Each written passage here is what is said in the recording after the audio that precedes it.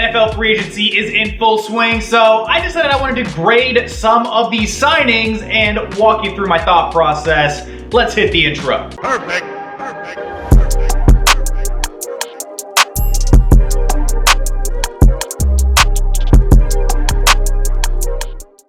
This year's NFL free agency has been quite unique in the respect that a number of teams walking into free agency were, well, under the cap. They didn't necessarily, on paper, have funds to be giving to these players. So, in a weird way, honestly, the first day of NFL free agency was, at least in my opinion, relatively quiet. The COVID season from last year still lingering its head as a lot of teams had to kick the can down the road, so to speak, and move a lot of money into the following seasons down the road. The main culprit of this being the New Orleans Saints, who started this offseason negative $78 million in the red. A number of other teams following suit. The Green Bay Packers, if I'm not mistaken, were negative $48 million. And then even teams like the Dallas Cowboys, Tampa Bay Buccaneers, the list goes on and on and on. For teams that honestly just don't have the money to be signing some of their big name free agents, a lot of their big stars, and even some of the teams in the black that are not necessarily,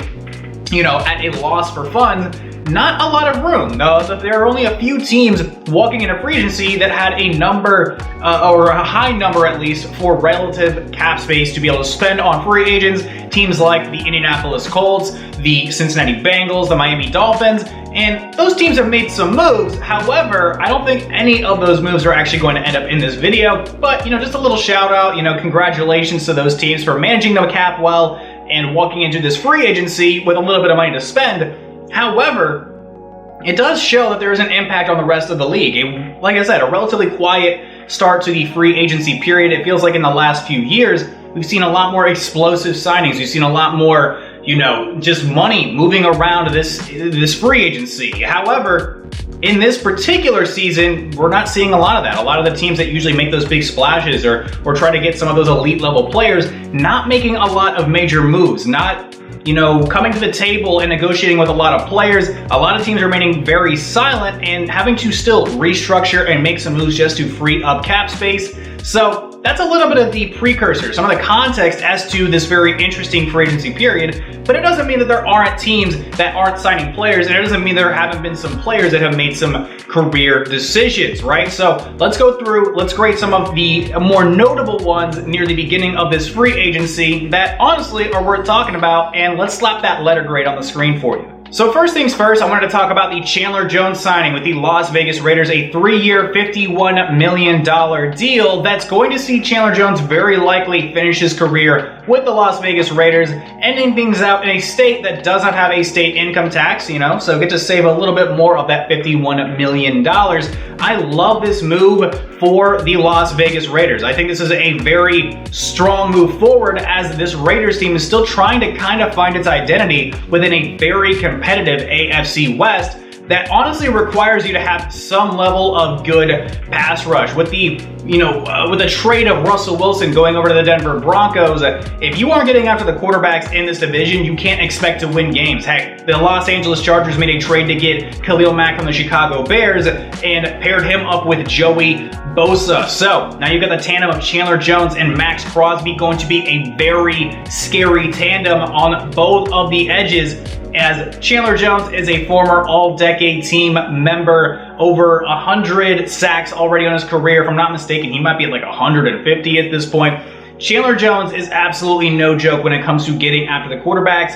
And Max Crosby coming off of a Pro Bowl season, a very strong, very promising pass rusher for the Las Vegas Raiders. I love this move a lot. I think this is going to give some nice mentorship, some nice leadership, and help leave Max Crosby with, just a little bit more direction. It got a huge deal from the Las Vegas Raiders this offseason as well, a $99 million extension. So the Raiders are investing in pass rush, they're investing in their defense, whereas the rest of the division is going very offensive heavy. Give this grade an A. Staying in the AFC West, J.C. Jackson, the former New England Patriots cornerback, coming off of a very, very strong season. We're adding some more interceptions to his total, getting a 5-year, $82.5 million deal for this Los Angeles Chargers team that was not finished at Khalil Mack. adding J.C. Jackson into this secondary that already features the likes of the very talented Derwin James is honestly a huge signing. I absolutely love this move. I'm already going to slap the grade up there, give it an A, because you're getting a lockdown level corner still in the prime of his career that is going to help take away some of these offensive threats, again, within the rest of the AFC West. When you've got quarterbacks like Russell Wilson, Derek Carr, and Patrick Mahomes roaming around with a lot of these big name receivers, you need to have some level of shutdown corner on the outside. I love this move by the LA Chargers. Again, an A grade. This could very well be an A+ grade. I love this move for the Los Angeles Chargers. Defense is going to be the name of the game in the AFC West. Moving on, Christian Kirk signing with the Jacksonville Jaguars for a staggering 4 years, $84 million. The average salary cap hit is going to be at $17 million per season, and I'm going to slap the grade on this one pretty early. This is a D. This is absolutely a D. This could very well be a D-. This is nothing against Christian Kirk, who I think is a very solid wide receiver. However, the best years of his career have come opposite of wide receiver DeAndre Hopkins. Now, Christian Kirk, a very solid, very serviceable wide receiver. You could line him up in the slot, you can line him up outside, but I would not consider him one of the 3 best wide receivers in the NFL. He's getting paid $17 million. And honestly, this move by the Jacksonville Jaguars, I understand they're trying to build an offense around their young quarterback in Trevor Lawrence. They also signed guard Brandon Scherff, which I actually love. I consider that a very B+ signing for the Jacksonville Jaguars. However, we need to highlight this Christian Kirk signing because $17 million for Kirk, again, go get your money, man. Honestly, I'm happy for you making some big moves. Congratulations. That's an absolute bag that you just secured. However, Jacksonville Jaguars, if you're looking for weapons, honestly, I would have looked to the draft maybe in this scenario. Maybe, just looked around, maybe at some cheaper options. I don't think Christian Kirk was expecting to make that much money heading into the market this year. He's very talented, very solid wide receiver. Heck, maybe he can prove me wrong. But as of this moment, I'm going to give this one, let's say about a D, D-. They just way overspent for a wide receiver. 2 more free agents left, starting off with Mitchell Trubisky, the quarterback formerly of the Chicago Bears, most notably. Spent this past season with the Buffalo Bills as the backup to Josh Allen. Signed a 2-year, $14.25 million deal to be the quarterback for the Pittsburgh Steelers with incentives, bringing the contract value possibly north of $20 million.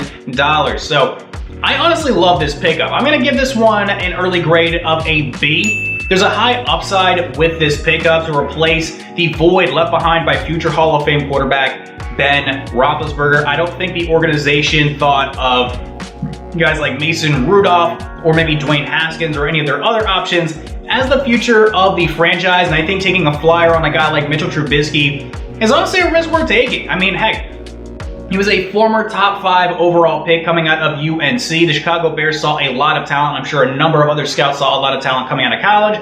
But the Matt Nagy years were not quite as successful as I think Trubisky hoped. Still took them to the playoffs a couple of times. However, in a more established organization and a more established coaching culture and a more established offense, I think Trubisky could very well shine here. Worst case scenario, the Pittsburgh Steelers honestly didn't overspend for a quarterback here. They have a potential future guy of the future face of the franchise in Mitchell Trubisky. I don't think that they put all their eggs in this basket. They just took a risk. I think it's a high upside, low downside. They didn't, in my opinion, again, overspend for a quarterback of a starting caliber. I think Mitchell Trubisky could either be, at his basement level, maybe like a more athletic Jimmy Garoppolo, so to speak, maybe not as secure with the ball, but on the upside of things, we just have no idea how good the potential could very well be.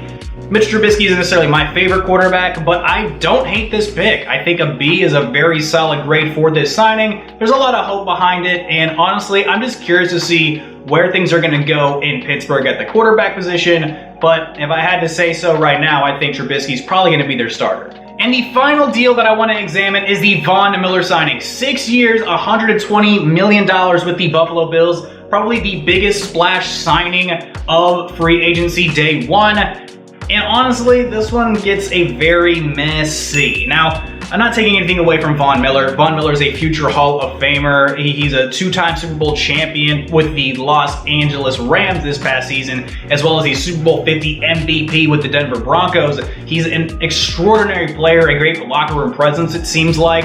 However, he's 32 and you signed him to a 6-year deal, right? By the end of this deal, he's gonna be 37, 38 years old. You're gonna have to spend $120 million on an aging outside edge rusher.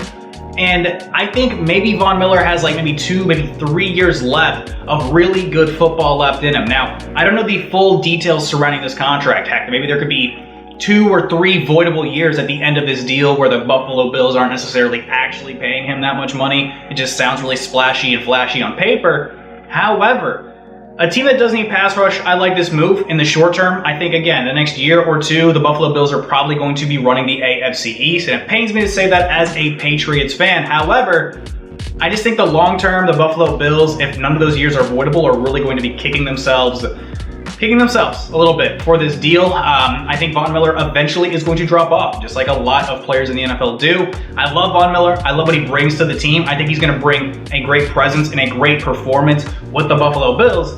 However, if he isn't elite for at least like 5 of those 6 years, I think $120 million is a ton to spend on an aging linebacker. So again, the grade's going to be a C here. I don't hate this move. I don't love it either. I just think they might have overspent, or maybe just, too long of a deal in my personal opinion. But with all that out of the way, thank you so much for watching the video. Of course, feel free to like, comment, share, subscribe, and of course, get the bell on. And every single time I'm dropping a video, my name is Tristan Blake Rines. I'm going to catch you in the next one. Adios.